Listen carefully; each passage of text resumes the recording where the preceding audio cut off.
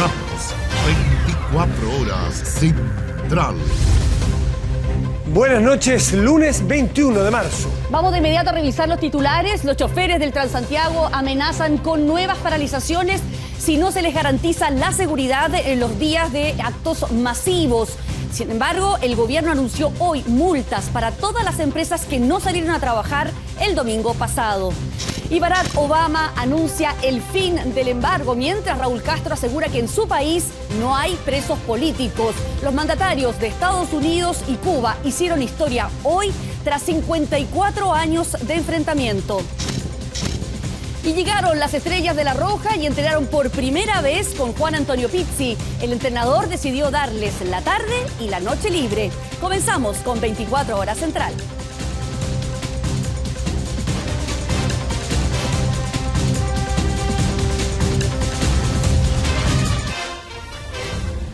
Los choferes del Transantiago que no salieron a trabajar para el día del Superclásico anunciaron que volverán a movilizarse y en un día de semana, si es necesario, y si el gobierno no asegura su protección durante eventos de alta convocatoria.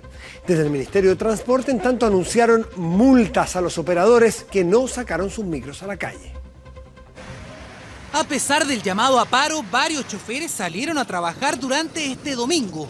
El gobierno coordinó un plan de contingencia y hasta escolta tenían las micros que iban al estadio. O sea, algo de transporte hubo para los hinchas, pero ¿qué pasó en los otros sectores de Santiago?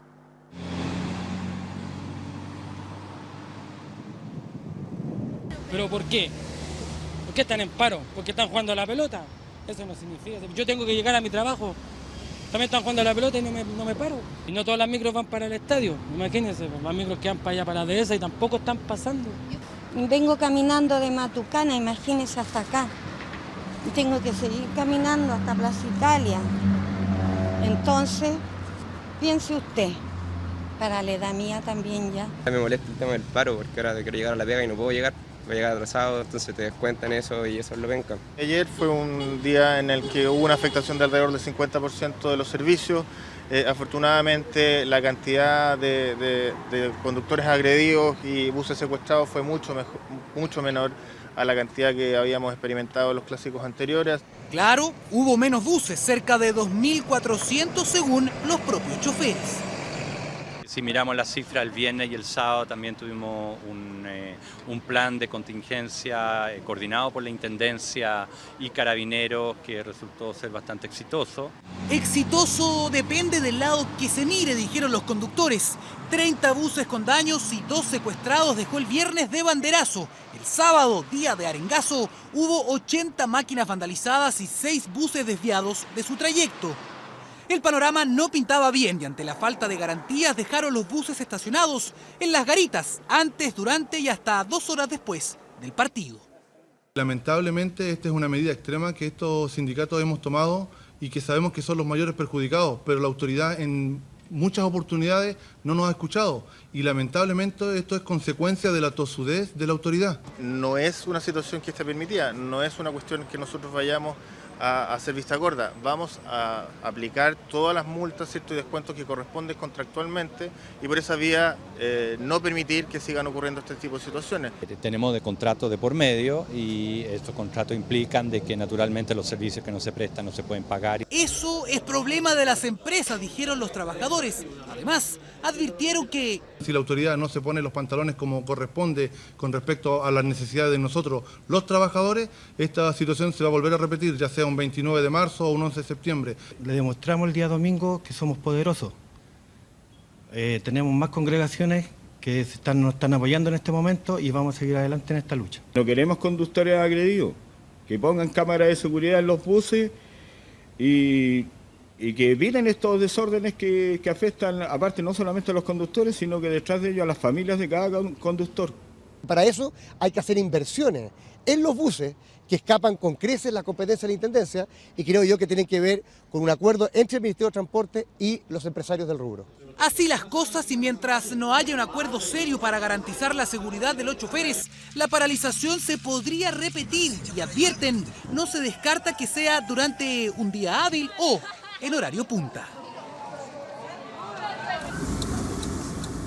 Si fuera parlamentario, respecto a la tercera causal, estaría en un momento de duda. Fueron las palabras del ministro del Interior, Jorge Burgos, respecto a la despenalización del aborto en el caso de violación. Palabras que generaron críticas desde la nueva mayoría. Abortar no es defender a la mujer. Jamás lo ha sido. La mejor posibilidad. Hermano, hay 6 países en el mundo. Entonces el gobierno tiene que darle una vida digna. Lo conocí como un niño. Intenso debate en plena Plaza de la Constitución cuando este mediodía se cruzaron manifestaciones en apoyo y rechazo al proyecto de despenalización del aborto en 3 causales aprobado en la Cámara de Diputados. Diferencia de posturas que no solo se vieron fuera del Palacio de la Moneda, sino que también dentro de él, cuando este sábado el ministro del Interior manifestó en una entrevista que en un caso hipotético estaría seguro en votar a favor de las causales de riesgo de vida de la madre e inviabilidad fetal, pero no así en caso de la violación. Si fuera parlamentario respecto a la tercera causal estaría en un momento de duda. Prefiero responder con honestidad. ¿Cuál sería la opinión del gobierno ante estas palabras? Sin duda fue la pregunta del día.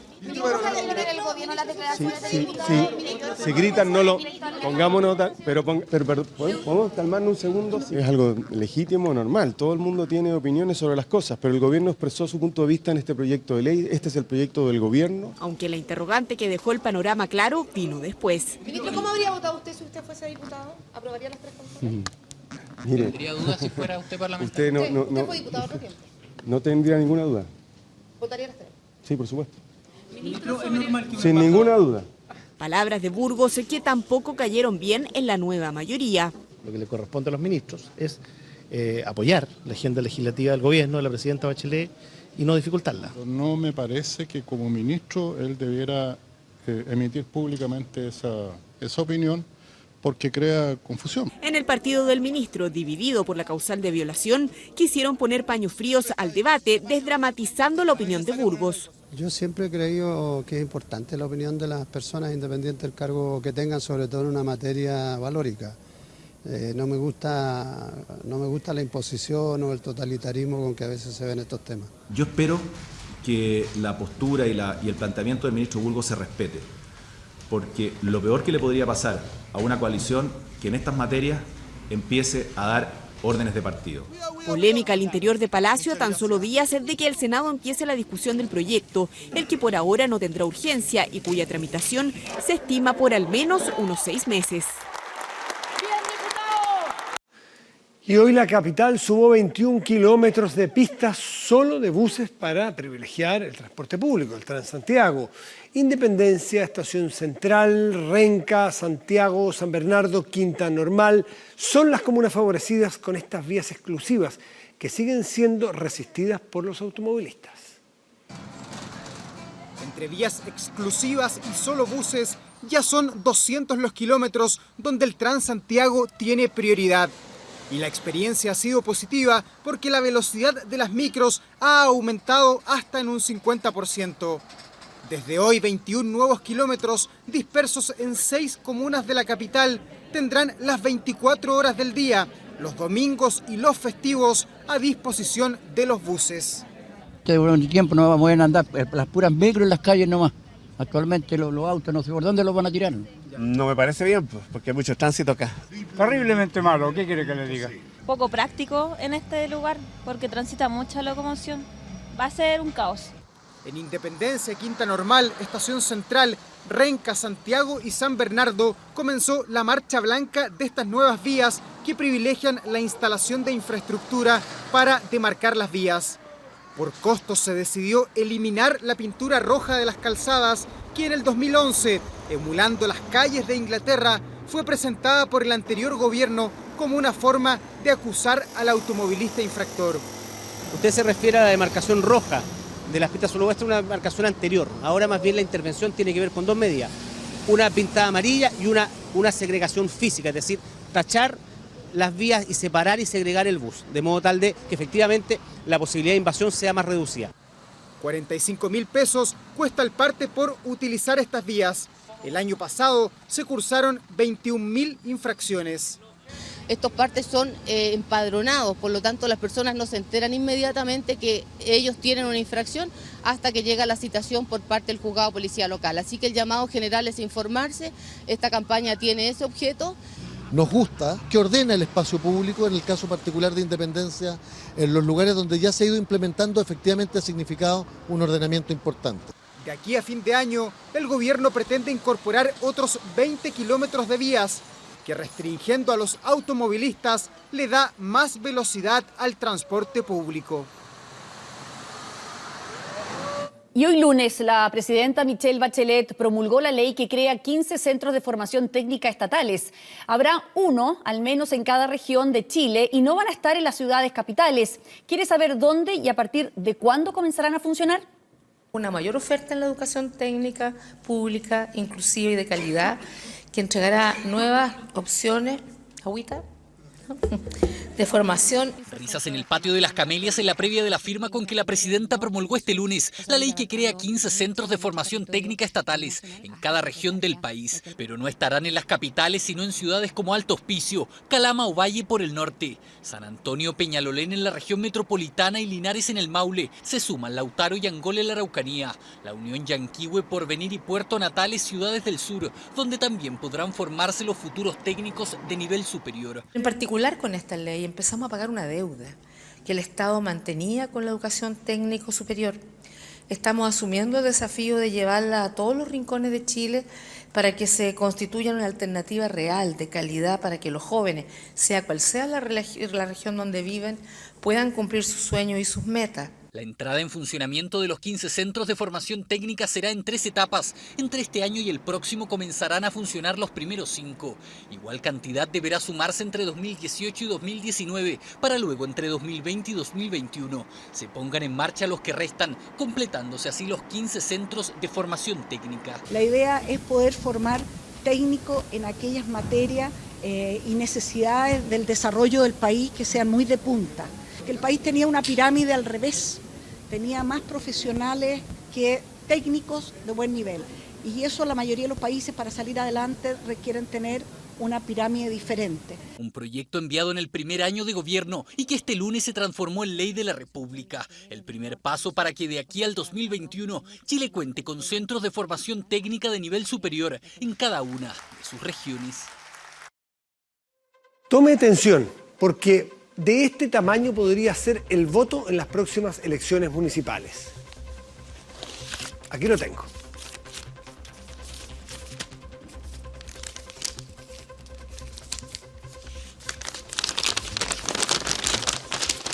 Discúlpeme.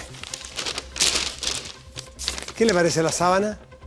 Se trata de una maqueta elaborada por el CERVEL para que los candidatos a alcalde y concejal, que aún no están inscritos, sin embargo, se realizó proyectando que hasta 20 partidos podrían alcanzar a estar inscritos de aquí a mediados de año. Una cifra mayor que en 2012, cuando 14 partidos llevaron candidatos. Son 79 centímetros de alto por 46 de ancho. Es más alto incluso que un balón de gas de 15 kilos.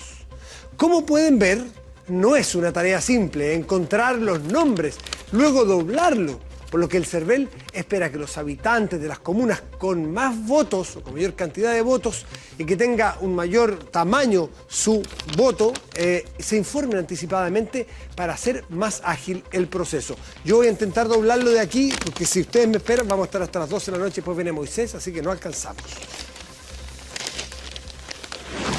Internacional. Bueno, y para los que somos más mayorcitos ya, hoy vimos imágenes que nunca pensamos íbamos a ver. Un presidente norteamericano paseándose por la Plaza de la Revolución. El himno de Estados Unidos tocado por primera vez en Cuba. Sin duda, hoy un día histórico en La Habana, donde estuvo nuestra enviada especial Consuelo Saavedra. Consuelo, buenas noches. ¿Cómo están? Muy buenas noches. Concentrémonos en lo que nos une y no en lo que nos separa. Ese fue fundamentalmente el mensaje de Barack Obama y Raúl Castro luego de sostener una inédita reunión bilateral aquí en La Habana. Ambos mandatarios fueron claros en que se dijeron varias verdades a la cara, pero que aún así Estados Unidos y Cuba deben aprender a convivir y trabajar juntos respetando sus diferencias. Revisemos los detalles de lo que fue esta jornada de Barack Obama aquí en Cuba. Con la efigie del Che Guevara de fondo, Barack Obama entonó el himno de su país mientras los fotógrafos intentaban inmortalizar el momento en que por primera vez un presidente estadounidense pisaba la histórica Plaza de la Revolución, un lugar que en el pasado fue escenario de varios discursos críticos de la política norteamericana y que ahora fue símbolo de una nueva etapa en la relación entre Estados Unidos y Cuba. En su primer día de agenda oficial en la isla, Obama depositó una ofrenda floral en el monumento a José Martí, el héroe nacional y prócer de la independencia del país. Tras la ceremonia incluso se salió del protocolo y pidió que lo fotografiaran junto a su delegación con la imagen del Che Guevara a sus espaldas. Luego vendría el primer apretón de manos que sellaría un nuevo capítulo en el proceso de acercamiento. En el Salón de los Helechos del Palacio de la Revolución, Barack Obama y Raúl Castro sostuvieron su tercer encuentro y posaron frente a las cámaras antes de reunirse por más de 2 horas. Fue un encuentro en el que plantearon sus diferencias principalmente en materias como el embargo y los derechos humanos, aunque recalcaron que hay que seguir reforzando los aspectos que comparten. El bloqueo es el obstáculo más importante para nuestro desarrollo económico y el bienestar del pueblo cubano. Por eso, su eliminación será esencial para normalizar las relaciones bilaterales. El embargo va a terminar. ¿Cuándo? No estoy seguro, pero creo que va a llegar a su fin y el camino que hemos iniciado va a continuar más allá de mi administración. Estados Unidos seguirá hablando en nombre de los derechos humanos universales, incluida la libertad de expresión, de reunión y religión. Aunque tenemos diferencias en esos puntos, compartimos la idea de que tiene que haber progreso en los puntos que tenemos en común. Hasta aquí una pregunta puso fin a la conferencia y dejó de manifiesto la molestia de Raúl Castro. Un periodista le consultó por qué tiene presos políticos. Esta fue su respuesta. Dame la lista ahora mismo de los presos políticos para soltarlos. Menciónala ahora. ¿Qué preso político? Dime el nombre o los nombres. O cuando concluya la reunión me da una lista con los presos. Y si hay esos presos políticos, antes de que llegue la noche van a estar sueltos. Ya. A propósito de esas declaraciones, la Fundación Nacional Cubano-Americana publicó en su sitio web una lista con nombres de 47 personas que, según la organización, son casos verificados de prisioneros políticos y exigieron su liberación antes de esta noche. La agenda del lunes finalizó con un encuentro en una cervecería de La Habana junto a emprendedores cubanos del sector privado y representantes de compañías estatales, donde reiteró una vez más su intención de poner fin al embargo. Una jornada que finaliza a estas horas con una cena en el Palacio de la Revolución.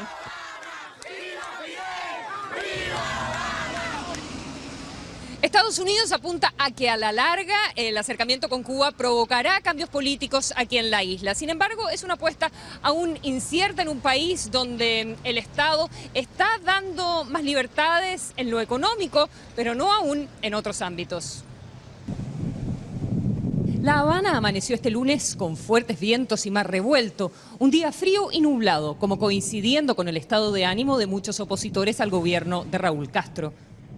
Hola, ¿qué tal? Antonio Rodiles es uno de ellos. Este domingo, cuando el presidente Barack Obama llegó a Cuba, fue detenido en una manifestación junto a las Damas de Blanco.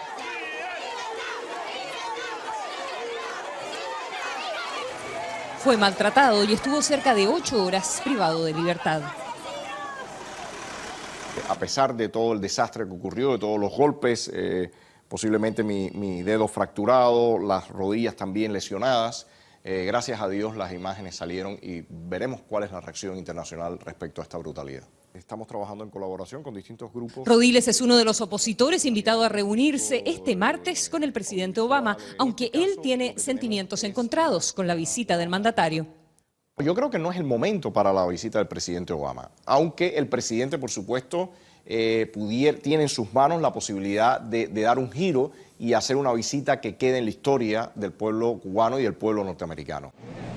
Este lunes la oposición esperaba manifestarse nuevamente por el derecho a marchar en Cuba. Sin embargo, la convocatoria no fue la esperada. Faltan pocos minutos para el mediodía y acá en la Plaza Gandhi, junto a la Quinta Avenida en La Habana, había una manifestación, todos marchamos, convocada por la disidencia, por las Damas de Blanco, pero son muy pocos los opositores que han conseguido llegar. El despliegue policial era notorio en los alrededores del punto de encuentro de los opositores. También la presencia de civiles en actitud vigilante, pero reacios a aparecer en cámara. Es posiblemente que la mayoría de activistas y damas de blanco en estos momentos estén detenidas o quizás también golpeadas porque el régimen está muy preocupado. Contraste entre las restricciones a las libertades políticas y la creciente apertura económica en Cuba es patente.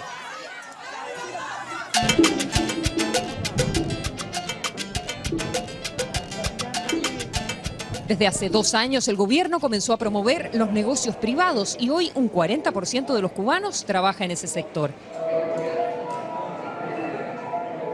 Este restaurante, el VIP Habana, es un ejemplo. Con su sofisticada decoración podría ubicarse en cualquier ciudad del mundo capitalista. Su dueño, un español afincado hace más de 3 décadas en Cuba, celebra los beneficios que trae una mayor cercanía con Estados Unidos. Aquí como que hay muchos turistas, pues trabajo mucho y últimamente estoy trabajando mucho con el turismo norteamericano. Mucho. ¿Está llegando? En grupos, sí, en grupos y tal, estoy trabajando mucho con ellos. En La Habana Vieja, el Callejón de los Peluqueros es otro ejemplo de emprendimiento privado exitoso. Hace 5 años el lugar estaba abandonado. Hoy aquí trabajan 97 personas en restaurantes, galerías de arte, tiendas y peluquerías. A sus ganancias, con el negocio privado, suman un componente social, ofreciendo talleres gratuitos para niños y jóvenes y promoviendo la recuperación del barrio. Son emprendimientos privados, por ejemplo, aquí tenemos los restaurantes, tenemos los diferentes espacios de galerías, de tiendas, que generan ingresos, pero a la misma vez, por ejemplo, aportan a la comunidad. Hay una bolsa de empleo interna dentro del proyecto para miembros de la comunidad que se le da posibilidad de trabajar. El aumento de las conexiones a Internet con 65 puntos Wi-Fi en La Habana, la autorización para la compra y arriendo de propiedades y también de la venta de autos usados son otras señales de la actual transformación de Cuba. Aunque está por verse si esa apertura económica podría llegar a influir en un eventual cambio del sistema político en la isla. Bueno, es una pregunta abierta hacia el futuro. A esta hora, el presidente Barack Obama está participando de una cena de Estado en el Palacio de la Revolución y para mañana, que es su tercer y último día aquí en Cuba, vienen las que probablemente van a ser sus actividades más llamativas, además de cerrar la visita con su asistencia al juego de béisbol entre la Selección Nacional de Cuba y los Tampa Bay Rays. En la mañana va a tener reunión con la disidencia, con la oposición al gobierno de Raúl Castro y luego va a dar un discurso en el Teatro Nacional que va a ser televisado en directo para todo el país. Muy buenas noches. Y en nuestro país, la Corte de Apelaciones de Santiago ordenó reabrir el proceso sobre la muerte del expresidente Eduardo Frei Montalva. Esto atendiendo un recurso presentado por la Democracia Cristiana para efectuar una serie de diligencias aún pendientes. Han pasado 34 años. En este tiempo, el caso de la muerte del exmandatario ha pasado por un largo proceso en el cual la familia Frei ha denunciado una serie de dificultades que van desde los intentos de ocultamiento de información hasta la falta de colaboración de varias instituciones. La investigación fue cerrada por el juez Alejandro Madrid en julio del año pasado, ante lo cual la familia Frei recurrió a la Corte de Apelaciones de Santiago, que ordenó que se reabriera el caso y se practicaran nuevas diligencias. Es una lucha que hemos dado sin descanso, pero hoy día nos da una cuota más de esperanza de que en Chile nunca más va a pasar estos horribles crímenes, porque vamos entre todos a conseguir que haya justicia y que haya verdad, y que no quede ninguna familia en mi país sufriendo porque no sabe qué pasó con sus familiares. Y eso me da tranquilidad y me da esperanza. Hasta ahora en esta causa se encuentran procesados como autores de homicidio del expresidente Patricio Silva Garín, Luis Becerra Arancibia y Raúl Lillo Gutiérrez. Con la reapertura del caso, la familia Frey y el Partido Demócrata Cristiano esperan que se desarrollen una serie de diligencias pendientes y que buscan probar que el exmandatario fue envenenado en la Clínica Santa María. Nacional. Bueno, y hoy también, por alrededor de 4 horas y con bastante barullo, el exministro Pablo Longueira declaró en calidad de testigo ante el fiscal del caso Corpesca. Al término de la diligencia, un grupo de pescadores increpó al ex candidato presidencial de la UDI fuera de la Fiscalía Centro Norte. Pablo Longueira declaró en calidad de testigo ante la fiscal Jimena Chong, pues cuando era ministro de Economía se aprobó la polémica ley de pesca. Fue durante su tramitación que el senador Jaime Orpiz, imputado por cohecho y otros delitos, recibió pagos irregulares por alrededor de 260 millones de pesos por parte de la empresa Corpesca, monto que fue admitido por el parlamentario. En esa indagatoria también figura la exdiputada Marta Isasi. 2 de los 3 abogados de Natalia Compañón, la esposa de Sebastián Dávalos, renunciaron a seguir defendiéndola en el caso Cabal. En el entorno de Compañón lo atribuyen a una decisión personal de los profesionales Jessica Norambuena y Felipe Polanco. Será Antonio Garáfulich el último jurista que se sumó a la defensa, quien continuará representando a la nuera de la presidenta Bachelet. Y las querellas en contra de los dueños de AC Inversions suman y siguen. Este lunes se presentó la primera acción judicial colectiva que incluye a más de 1.000 afectados por esta millonaria estafa, mientras un grupo de clientes denuncia a otra empresa de inversiones también por estafa y por apropiación indebida. Hace casi exactas 3 semanas, la bomba llamada AC Inversions estalló. 5.000 afectados y más de 50.000 millones de pesos son los números de uno de los fraudes más grandes del último tiempo.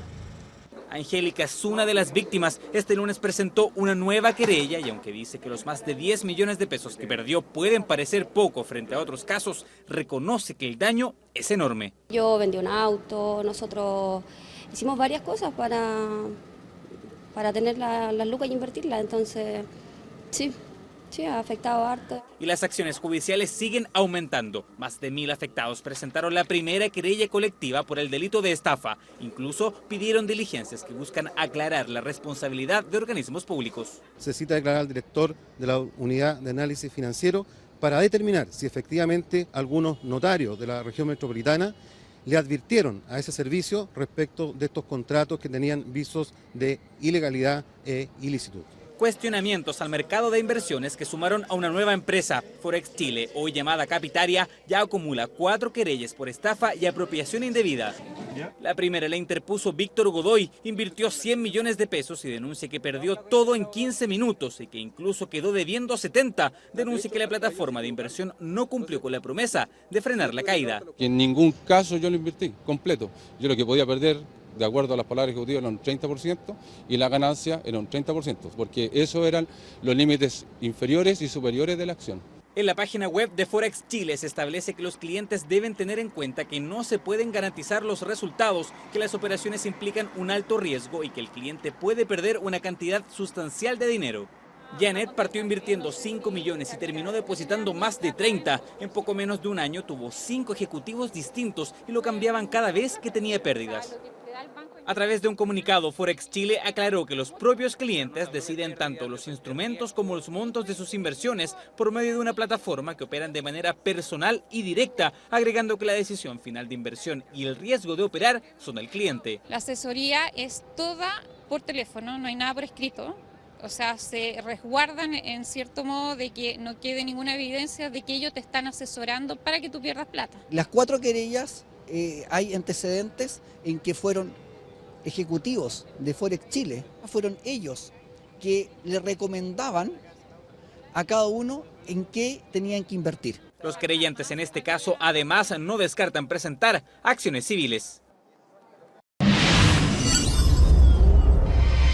Y atención a aquellos que desean la casa propia porque el primer llamado a postular a los subsidios de sectores medios se va a realizar el próximo mes, en abril próximo. ¿Cuáles son los requisitos para postular? En 24horas.cl le vamos a informar de todos los nuevos antecedentes porque recuerde que en el 2016 hay algunas exigencias que cambiaron respecto a los llamados anteriores. Y nos vamos a separar un momento, vamos a hacer una pausa y ya volvemos con más noticias en 24 horas central.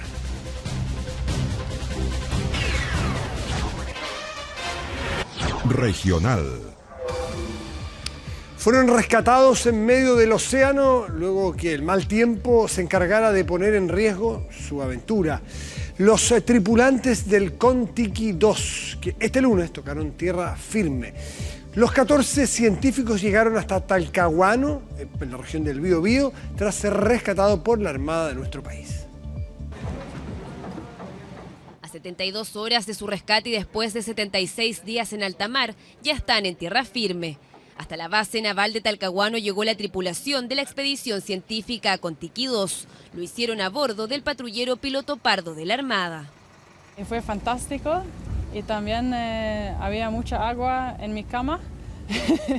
Entonces fue una mix de muy bien y muy difícil también. Fue en medio del Océano Pacífico donde quedaron a la deriva, a más de 2.000 kilómetros frente a las costas de Valdivia, arrastrados desde la isla de Pascua por el viento y las corrientes del mar. Fue ahí donde tomaron la decisión de no continuar con su travesía.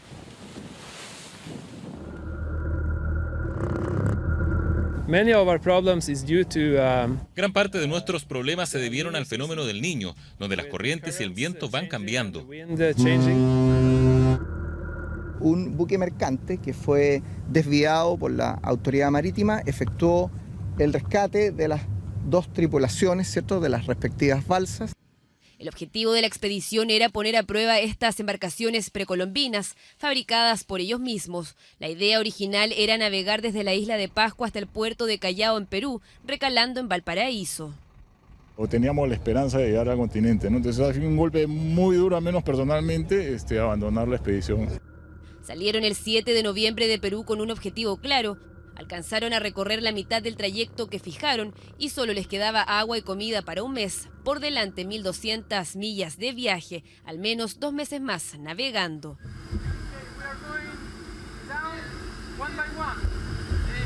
A la distancia que nos faltaba recorrer y a la velocidad a la que las balsas se movían, nunca íbamos a poder llegar a tierra de manera salva. Entonces hicimos el llamado antes de que algo sucediera.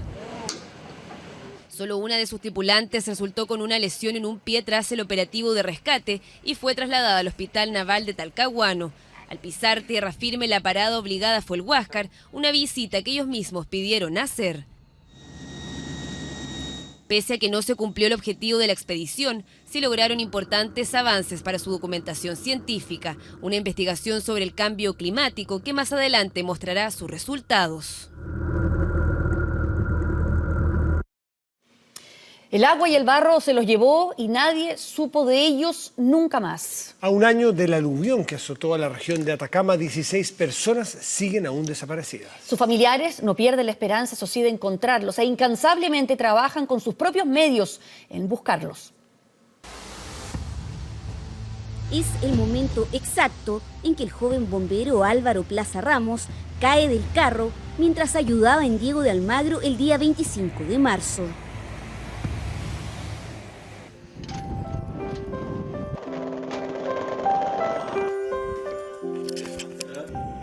Es la última vez que lo vieron con vida.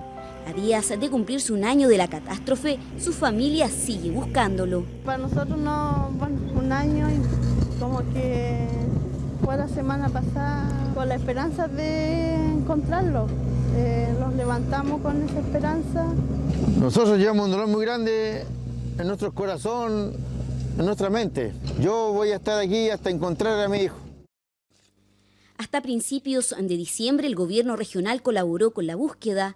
Ahora solo cuentan con el apoyo de particulares y Raco, el ejemplar canino del GOPE experto en rastreo. Esté como esté, enferma, sea como sea, yo voy a salir igual a buscarlo. No se puede olvidar a un jovencito de 16 años que tenía la vocación de ser bombero y ayudó al prójimo. Lamentablemente lo estamos buscando por circunstancias del caudal. Entonces, por favor, al gobierno le digo que me ayuden.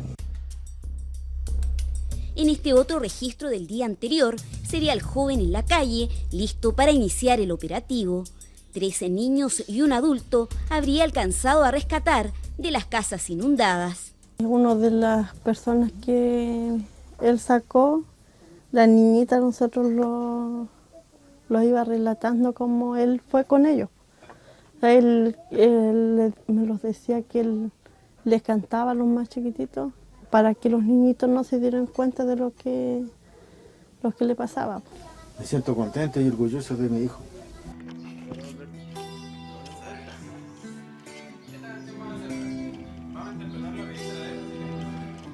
Fanático de Metallica, de andar en skate y con vocación de servicio, en su pieza todo sigue intacto, incluso uno de los trajes que usó durante las labores de ayuda.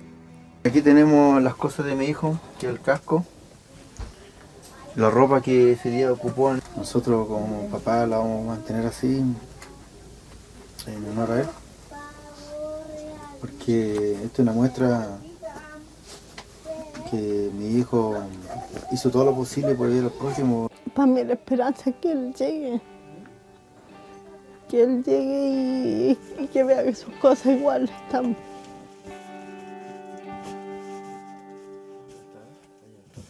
Él usaba la tacita para tomar tecito, con su termo que está acá, y yo la rescaté en el camión. Carlos también se aferra a lo único que pudo conservar de su hijo. La única información que tiene es que durante los aluviones en Chañaral habría sido enviado a sacar los camiones en los que trabajaba.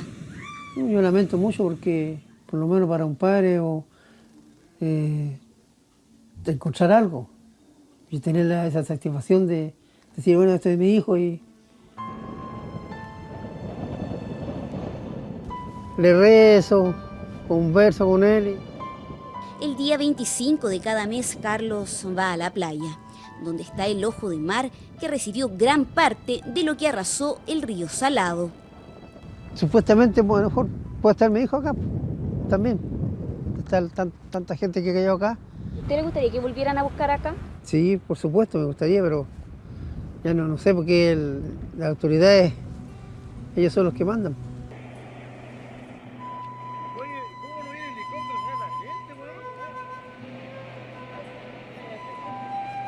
Álvaro Plaza y Carlos Ortiz están entre las 16 personas que permanecen desaparecidas en Atacama tras los aluviones. 16 historias, 16 familias que desde el 25 de marzo del 2015 nunca más volvieron a ser las mismas.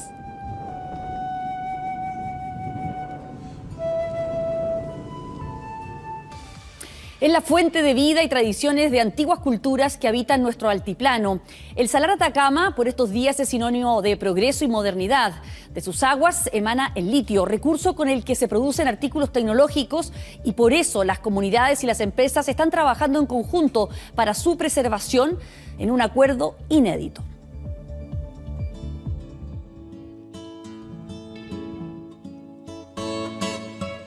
Han hecho de la agricultura y la ganadería su forma de vida, una que aprendieron de sus ancestros y que se niegan a dejar, pues es parte de su tradición. Son los habitantes de los pueblos originarios de la zona interior de la región de Antofagasta. Para ellas, sus cultivos y su ganado lo es todo. Son su fuente de alimento e ingresos, y para los que se hace vital un recurso que es escaso en pleno desierto, como lo es el agua. Una que aflora en la cordillera, que abastece a las comunidades y da forma al Salar de Atacama. Tiene una importancia espiritual, porque allí, ¿no es cierto?, anida aún el flamenco, y el flamenco, ¿no es cierto?, ¿no es cierto?, aporta, por así decirlo, con las comunidades, en el sentido de antiguamente con los huevos, hoy día, ¿no es cierto?, con parte de su pluma para, ¿no es cierto?, las ceremonias que hacen las comunidades, ¿ya? Y allí, ¿no es cierto?, también se extraía la sal, ¿no es cierto?, y antes también se extraían productos para lavar, para hacer limpieza, la ropa y qué sé yo. Pero además de su valor patrimonial para las comunidades, este salar se ha convertido en la principal fuente de un recurso que ha acrecentado su demanda. Concentra el 25% de las reservas mundiales de litio.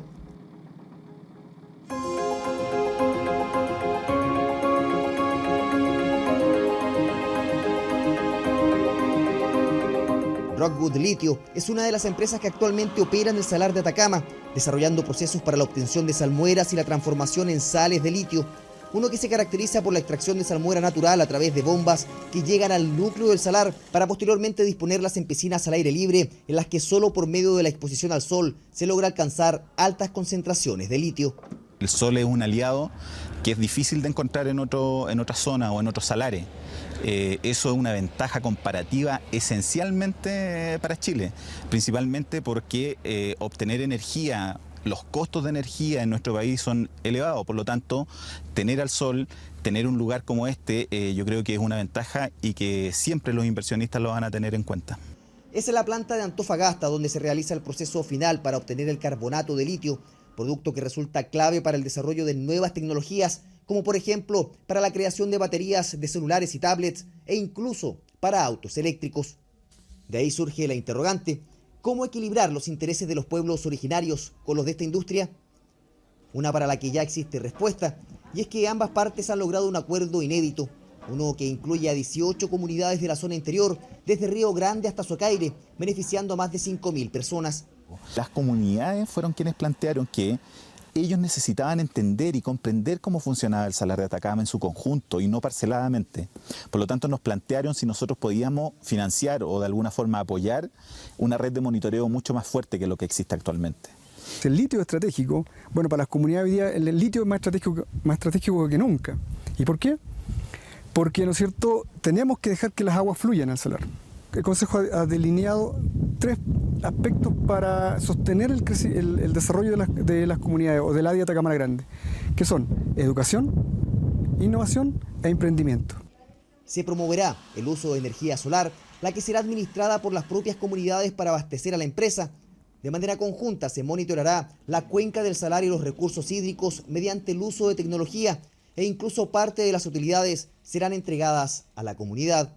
El imponente salar de Atacama ha sido por siempre una fuente de vida para los pueblos originarios de la zona interior de la región de Antofagasta, una que buscan perpetuar en el tiempo, aunque de igual forma permitiendo el desarrollo de una nueva industria como lo es la explotación del litio, un recurso que ha sido definido como estratégico por nuestro país.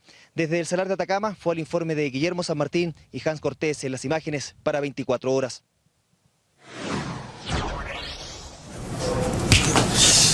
Oye, que anda ya, ancho, ten más cuidado. Y vos, tatita, que soy de cristal, ¿acaso que estáis tan delicado?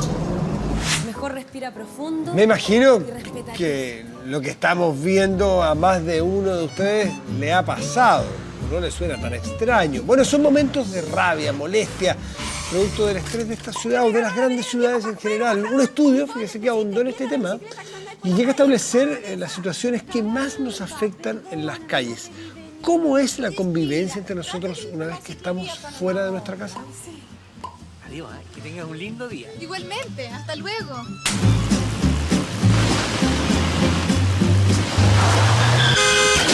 Fíjate por dónde andáis, Pavarotti, tenéis que ser más Vivaldi. Y vos, Fitibaldi del mundo mágico, ¿qué no veis que esta es una ciclovía? Mantener la cordura a veces nos resulta difícil. Ciudadanos que estallan sin dar espacio al diálogo. Y si piensa que esto es solo un sketch, la rabia y la poca cortesía se vive a diario en nuestras ciudades. Está actuando como una loca, por eso. ¿Cómo que loca? ¿Cómo que loca? ¿Cómo que loca? ¿Qué te pasa? ¿Cómo que loca? ¿Qué te creís vos? Hoy en día acá en Chile se perdió el respeto. No hay... ¡Devuélvame mi número! ¡No me toque! ¡No me toque! ¡No me toque! Y si a ti te pasan a llevar, no hay una disculpa. La jungla de concreto. Una jungla de indignados, defensivos, irritables, chilenos con poca paciencia. La Universidad Andrés Bello y Adimark realizaron un estudio para saber cómo convivimos en Santiago y Concepción. ¿Cuál fue la conclusión? Los números no son buenos. ¿Qué te pasa aquí? A ver, ¿qué te pasa aquí? Las personas son preguntadas respecto de una cantidad importante de situaciones. La gente más bien considera que salir a la calle es más o menos prepararse para estar un rato en la selva. Entre las acciones negativas más comunes, según los encuestados, ensuciar lugares públicos. Más de la mitad asegura que es frecuente ver a conductores agresivos, a personas que deciden no pagar el pasaje del Transantiago. Y uno los mira y se siente molesto internamente por dentro. Es injusto porque si uno paga, tienen que pagar todos. Cuando eso sucede, ¿la gente interviene, le dice algo o la gente se queda callada? Se quedan callados. No respetan a nadie, ni la tercera edad, ni la embarazada. ¿Y la niña embarazada cuánto tiene? 8 meses. La señora aquí no le quieren dar el asiento. Todos ejemplos de falta de empatía, la evasión, el que se estaciona en lugares asignados. De hecho, un 32% cree que es poco frecuente ver que se respeten esos espacios. Ya, ¿y cuál es el problema si usted no estaba cuando yo llegué? El problema es que puede ir alguien que está alguien embarazado, alguien menopáusico. Otro resultado importante del estudio es que en Santiago la gente evita el contacto interclase. Y esa distancia territorial genera desconfianza entre los ciudadanos. ¿Por qué andamos irritados? El Transantiago yo creo que a todo el mundo lo tiene estresado. Casi me han forrado combos, me han ofrecido combos. Gente saluda, dice por favor, muchas gracias. No, se perdió todo eso. Se perdió el diálogo, la amabilidad. Ya existen campañas para revertir esto. ¿Te regaló la vereda el viejo pascuero, pajarón? Y transformarlo en esto otro. Caramba, perdóname, no te vi venir. Descuida. Son las buenas costumbres, eso que hoy está en extinción. Adiós, que tengas un lindo día. Igualmente, hasta luego. Bueno, y a propósito de esta campaña, nosotros también quisimos saber qué piensa usted en casa, y en nuestro fanpage preguntamos cuál es la situación cotidiana que más le molesta. El 50% respondió que lo que más le molesta son los conductores agresivos. El 23% se inclinó por la evasión en el Transantiago. El 15% por los ciclistas imprudentes. Y un 12% por las personas que se estacionan mal. Usted puede seguir participando en nuestro fanpage y dando su opinión. A ti, Matías, ¿por cuál votarías? De esos, los conductores agresivos, pero los que bloquean los cruces o los que se cuelan en una fila me pone muy mala. Los que se cuelan en la fila creen que a ninguno más de nosotros se nos ocurrió que esa era la idea para llegar antes. Exacto. Pero a todos se nos ocurre, pero nos aguantamos la fila. Esa es las cosas que más rabia me dan en lo cotidiano. Pero cuando llego a trabajar contigo se me pasa todo. En esta oasis. Bueno. Ya, vamos a la pausa, regresamos de inmediato con el deporte, no se vayan.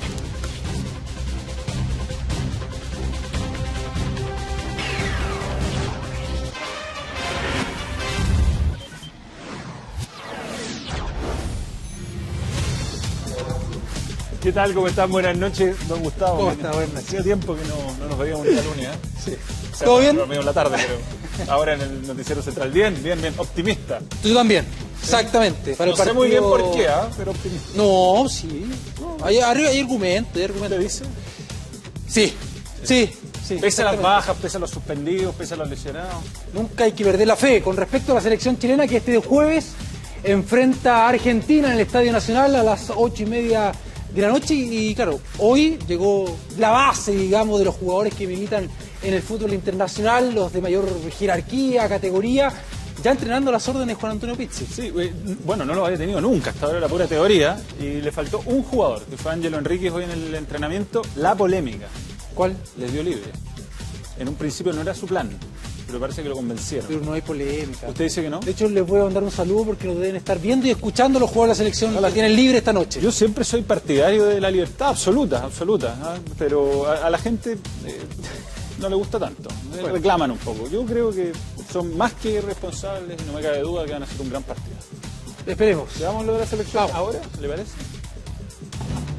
Mañana de reencuentros en el aeropuerto, ahí vemos al círculo de Arturo Vidal, el gigante Gabriel, su guardaespaldas comenzaba el movimiento.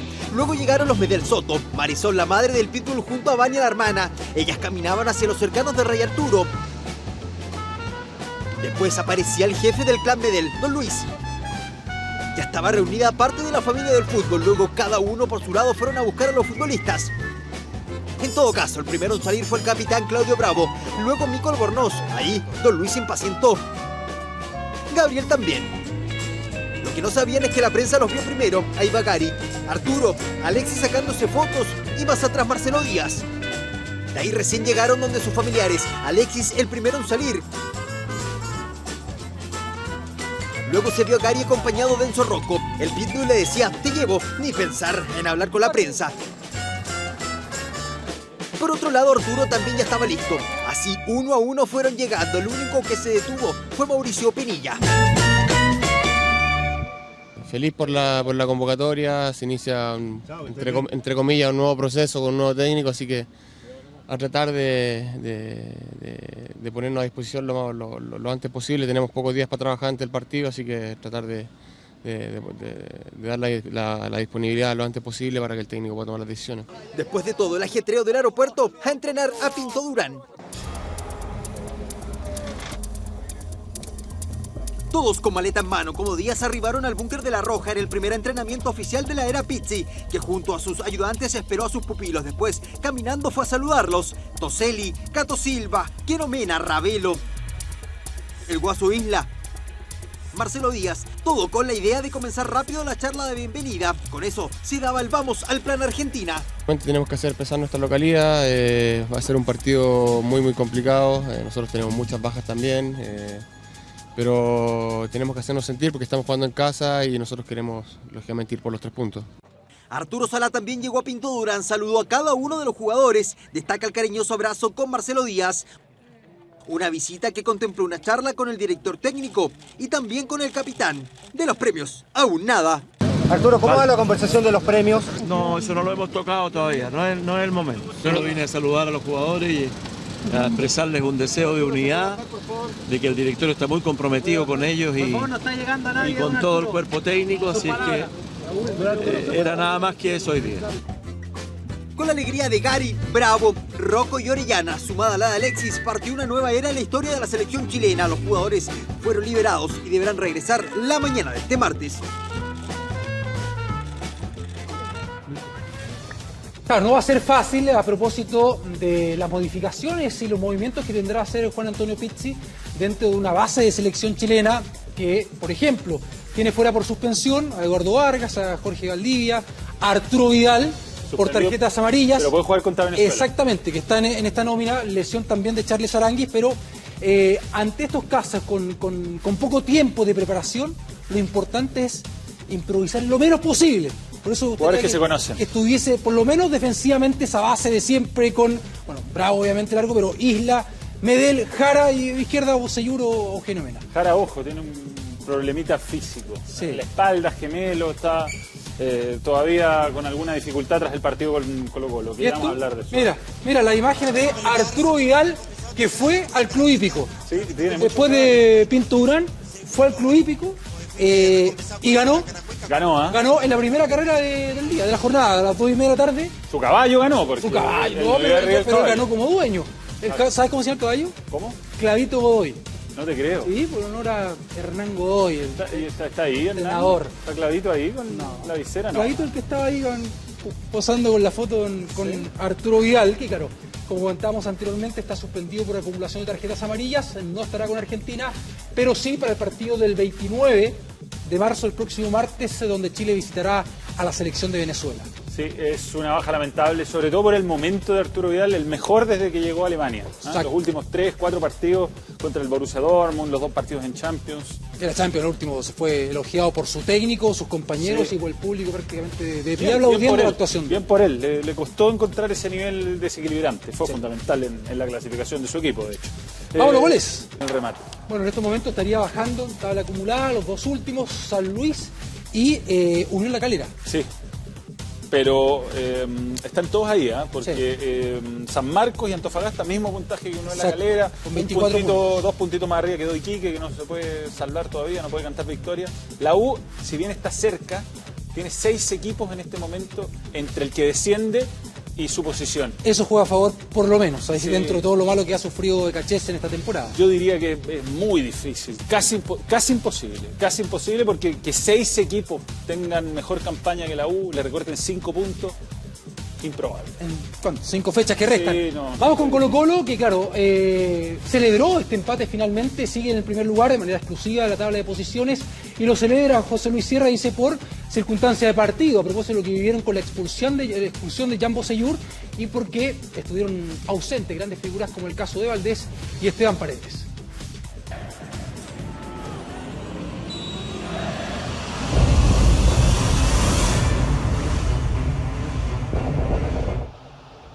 Aunque en las tribunas la opinión era unánime, fue uno de los clásicos más fomes de los últimos años. El entrenador de Colo-Colo no pensó lo mismo. No lo sé. ¿Pero usted se entretuvo? ¿Usted se entretuvo? Yo siempre me entretengo con el fútbol. Una igualdad sin goles que incluso fue festejada por el Coto, sobre todo porque no contó ni con Paredes ni con Valdés, y encima terminó los últimos minutos del partido sin Bocellur, que fue expulsado. Hay que valorar en definitiva lo positivo, y lo positivo fue que volvimos a ser sólidos defensivamente, no nos crearon ninguna situación de gol en 90 minutos. Una opinión que fue compartida por algunos de sus pupilos. Hubiese sido espectacular quedar con 3 puntos arriba, pero si es que no, también esta opción hay que seguirla aprovechando. El empate los mantiene como líderes, pero con solo un punto de ventaja, algo inquietante considerando que en la recta final del torneo asoman 5 rivales que están de la mitad de tabla hacia arriba: Huachipato, O'Higgins, Palestino, la U de Conce y Wanderers, 2 duelos en condición de visitante y 2 ante rivales directos en la pelea por el título. Me preocupa que nosotros tengamos que ganar los siguientes partidos, dependemos exclusivamente de nosotros, o sea que ellos tendrán que apretar y nosotros también. Superclásico para el olvido, lejos de los grandes espectáculos en los que el Cacique se impuso con propiedad ante el archirrival, incluso logrando campeonatos. ¿Qué pasó entonces este domingo? ¿Por qué Colo-Colo no logró doblegar a la U? Yo creo que a Colo-Colo hay que analizarlo desde el punto de vista de que depende de 3 jugadores. Uno es Villar, yo agregaría otro, Barroso, Valdés y Paredes. Si faltan un 50% de estos 4, ya Colo-Colo se resiente. No tiene la gente como para que los reemplace. Leonardo Vélez, histórico de Colo-Colo, coincide en que el plantel posee una excesiva dependencia en algunos jugadores y además comenta un dato preocupante: el equipo completó 412 minutos sin hacer un gol, a solo 51 minutos de igualar la peor racha goleadora de los últimos años. Fue en septiembre de 2013 cuando el equipo alcanzó 463 minutos sin marcar un gol durante el proceso de Gustavo Benítez. La única solución, que se mejore pronto Paredes, porque todos le tienen respeto. Siguen dependiendo de ellos en el Clausura y en la Copa, pero el cuerpo técnico está preocupado. Asumen que tienen un plantel corto y que otro paso en falso podría significar un fracaso en la obtención de los 2 objetivos trazados a comienzo de año: ganar el título nacional y pasar la fase de grupos de la Libertadores. 2 cosas. Le está pasando lo mismo a Sierra que a Tapia hace un año. Lo mismo. Se quedó sin benzina por los lesionados y empezó a trastabillar en el torneo y en la Copa Libertadores. Muy poco plantel. Poco plantel, sí. Lo mismo. Y muy de acuerdo con Leonardo Vélez. Muy de acuerdo. Este equipo con Paredes, con Valdés, es distinto, pero si no los tiene, no están a la altura los que entraron. Y yo te digo, este superclásico era la gran oportunidad que esperaron muchos de estos jóvenes, de Reina. No estuvieron a la altura de las circunstancias, nomás. Colo-Colo baja mucho sin los titulares. Mucho. Sí, dentro de las situaciones negativas que, por ejemplo, presentó Colo-Colo, con bajo rendimiento individual de Tonso, muy bajo, esfuerzo de esto. Muy bajo. Destacar Baeza, muy bien, un jugador que ya polifuncional, asumiendo funciones como volante central y como defensor central. Y a propósito de defensores centrales, muy bien la dupla, muy bien, Barroso y Saldivia, que ha sido buen refuerzo en Colo-Colo. Además, te digo, metieron, pero también recibieron en su momento y calladito la boca, sin darse 200 vueltas carnero. Basta de eso, basta. Hay que, el tribunal tiene que empezar a sancionar a los simuladores. 1, 2, de repente, alguna picardía, como pasa en cualquier parte del mundo, pero cuando hay 7, 8 por partido ya, francamente. Sí, y claro, se tiene en cuenta la baja producción ofensiva con respecto a goles de Colo-Colo, pero también le convierte muy poco. Sí, le han hecho el torneo de clausura. Sí. Que no trabajó, digamos. Nada, el tiro de Vilche. El espectador mejor ubicado, porque Johnny Herrera sí atajó una débil, pero atajó. Sí, Herrera la de Vilche, la que comentó. Por eso, sí. Oye, bueno, vamos con Universidad de Chile, con Sebastián Becachese, que cumplió 3 meses, al mando de la U, con una campaña marcada por mal rendimiento y también situaciones polémicas que suman otro capítulo negro al mando de la U. El 17 de noviembre del 2015, Sebastián Andrés Becachese decía adiós a La Roja, terminando también su exitoso vínculo con Jorge Sampaoli. El joven técnico emprendía nuevos rumbos, transformándose en el candidato para varios clubes de Sudamérica. Hablamos de Jorge Sampaoli y Sebastián Becachese, quien suena para ser uno de los posibles técnicos de Racing. Sebastián, un tipo muy capaz. Racing sonó fuerte, pero al final el pasado azul mandó en este argentino que antes de ponerse el buzo de la U protagonizó varias polémicas. No tienen ni siquiera la valentía moral para hacerse cargo de respetar lo que hemos pactado con ellos. Tiene que cumplir con lo que se pactó el contrato. A su enredada salida de La Roja, que aún hoy lo tienen líos judiciales con la ANFP, se suma su bullada reunión con algunos jugadores de la U antes de firmar como técnico y mientras seguía Lazarte como estratega azul. Situación rara, a nadie le gustaría que lo llamen para decirle que queda afuera. A pesar de estas polémicas, el 21 de diciembre Becasese dirigía su primera práctica en el CDA y el 11 de enero era presentado como técnico. Desde el primer día dejó claro el estilo que buscaba impregnar a la U de Chile. Lo importante es lograr un protagonismo, jugar en espacios reducidos, que generalmente tratando de someter al rival. Ahora somos presos de esa expectativa que hemos generado. La aplanadora azul, una máquina que tituló Higgins, aparecía en la segunda fecha ilusionando a los hinchas azules. Una goleada que terminó siendo solo el espejismo de una campaña menos que discreta. La eliminación de la Copa Libertadores fue el inicio de una racha inesperada. Un equipo que no luce, que se alejó del título del Clausura y que coquetea con el descenso. En 12 partidos, Becasese ha conseguido un preocupante 36% de rendimiento. Muy triste, señor, muy triste. No le digo si ni cuando descendimos hicimos este ridículo. El desorden en la cancha también se reflejó fuera de ella. Varias polémicas, entre ellas la indisciplina de Leonardo Valencia, han profundizado la mala campaña de Becasese en la U. Si no pasó nada, que se inventa, y bueno, yo no lo puedo manejar. Por eso el técnico esperaba que el Superclásico fuese el partido que cambiara el rumbo de la U. Sin embargo, el empate a 0 generó el enojo evidente del argentino.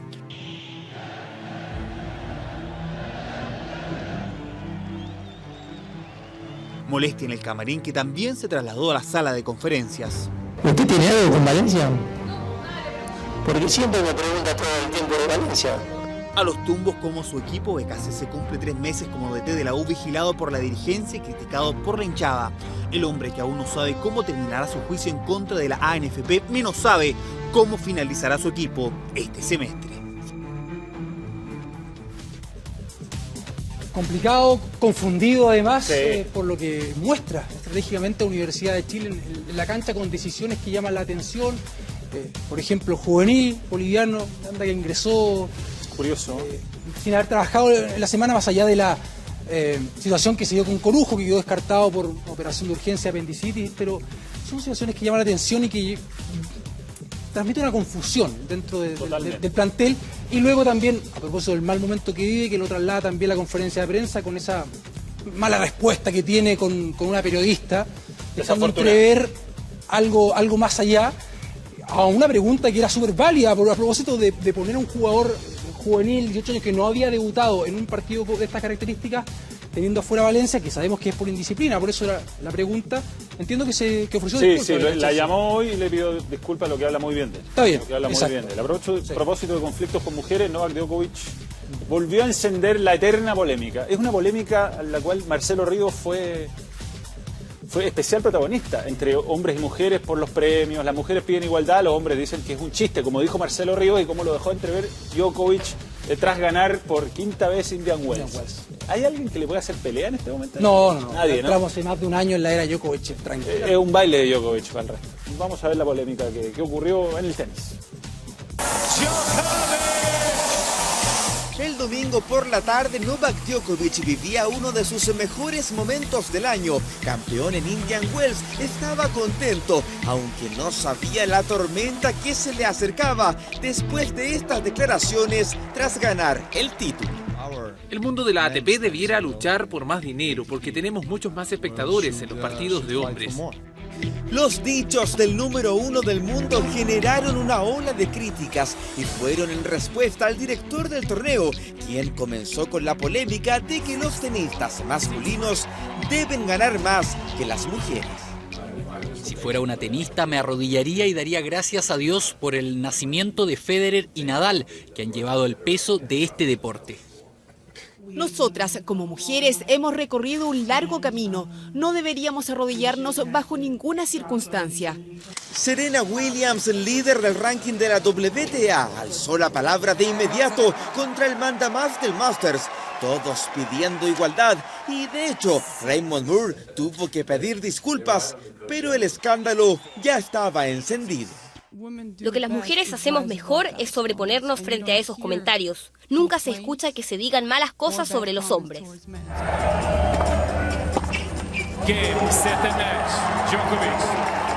Ni la corona en Indian Wells opacó los dichos de Djokovic, una polémica que está lejos de terminar. ¿Qué temita? ¿Qué temita? Malas declaraciones de Moore. Peores que la de Djokovic. Sí, no, la de Moore. A mí me da lo mismo. O sea, ¿Quién es Moore? El tema profesional, laboral, tienen que merecer, digamos, ganar, que sea, da lo mismo si es hombre, si es mujer, si es homosexual, si es heterosexual, da absolutamente lo mismo. Yo creo que igual cualquier cosa que se diga en este momento se lleva demasiado por las redes sociales, eso a un feminismo o a un machismo extremo que quizás no es el espíritu. Yo hoy día peleé todo el día, o discutí, mejor dicho, respecto de la frase de BKHS, que a mí me pareció si era sexismo o era una frase desafortunada nomás. No sé, yo creo que fue un poquito de sexismo. No sé si a un hombre le hubieran contestado, por ejemplo, usted se acuesta con no sé quién, o usted tiene algo con no sé quién. Lo que sí está claro es que BKHS está muy perdido. Más allá de cuál sea el tema, está muy perdido en la cancha y fuera de ella. Bueno, vamos a irnos a una pausa. Gracias, Manuel y Gustavo. Buenas noches. Vamos a la pausa.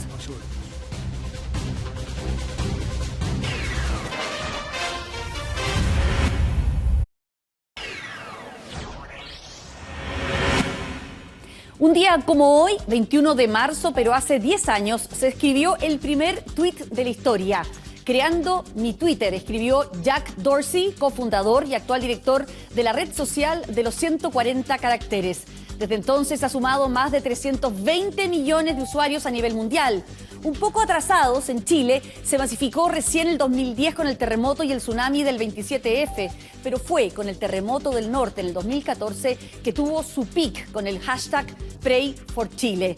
Mensaje que llegó de lugares más recónditos del planeta en apoyo a nuestro país. Más de 30.000 menciones ese mismo día. ¿Cómo han sido estos 10 años de la red social del pajarito y para qué lo estamos usando ahora en Chile? Una noticia, una opinión, un dato importante, una canción o simplemente un estado de ánimo. Ideas redactadas en no más de 140 caracteres. Es Twitter, la red social, que revolucionó la manera de informarnos. Partió tímidamente como un sistema de comunicación rápido y efectivo, decir lo que quisiéramos, libertad para expresarnos. Eso hace 10 años. Estoy comiendo, estoy tomando desayuno y empieza a evolucionar a convertirse en salir de ser una red social y ser más una red de información, donde la gente comenta lo que está pensando y debate lo que sale en los medios. Millones de tweets se han compartido en su primera década de vida, pero hay algunos que sin duda pasaron a la historia siendo replicados por miles de usuarios. En 2012, cuando Obama fue reelecto presidente de Estados Unidos, escribió en su cuenta 4 años más, acompañado de una foto con su esposa. O cómo olvidar la selfie de los premios Oscar 2015 que recorrió la red y solo en 3 minutos fue compartida 3 millones de veces. Aunque sigue siendo de las más influyentes, hoy no está en su mejor momento, con pérdidas de más de 90 millones de dólares y una base de datos que, lejos de crecer, se mantiene en 320 millones de usuarios. ¿Tiene Twitter? No. No tengo Twitter. ¿Por qué no tienes Twitter? Porque no me gusta. No tengo Twitter. No. ¿Twitter? No uso Twitter. No me llama la atención en verdad. La experiencia es medio inhóspita, especialmente ahora, porque te dice que tienes que seguir a ciertos rostros, a ciertos canales de televisión, pero te quedaste ahí. En Twitter no solo importa la cantidad de seguidores, sino la influencia de estos 140 caracteres. Bien lo sabe Nicolás, más conocido como Bardock, un reconocido youtuber chileno que también usa esta plataforma digital para acercarse más a sus fans. Parte fundamental de mi día a día. Generalmente, en algunos casos, yo hago campañas en redes sociales, sobre todo en Twitter, de publicar cosas que algunas marcas me pidan, que obviamente sean del interés de mi público, que yo creo que le puedan servir. 5 millones de cuentas activas tiene Chile, con más de 1,5 millones de posteos diarios. Cuando sucede algo muy importante, ahí aplicamos a Twitter, que dan buena información igual. Para informarme, noticias internacionales, nacionales o de temas que me interesan. Yo siempre estoy informándome y viendo todo y yo también igual resuelvo todo, mando mi punto de vista. Es como casi el monstruo de Viña opinando de cualquier cosa. Red social o canal de comunicación, claro está que hoy enfrenta grandes desafíos, pero pese a todo, sigue siendo una de las plataformas digitales más importantes del mundo. Ahí estaba el aniversario de Twitter. Había una aplicación que te permitía ver cuál fue el primer Twitter que hiciste. Sí. Y la anécdota es que el primer Twitter que hizo el fundador de Twitter tiene un error de tipeo. Exactamente. Escribió mal, yo lo leí Twitter, pero en realidad... Escribió mal la palabra Twitter el fundador de Twitter. Así que, en fin.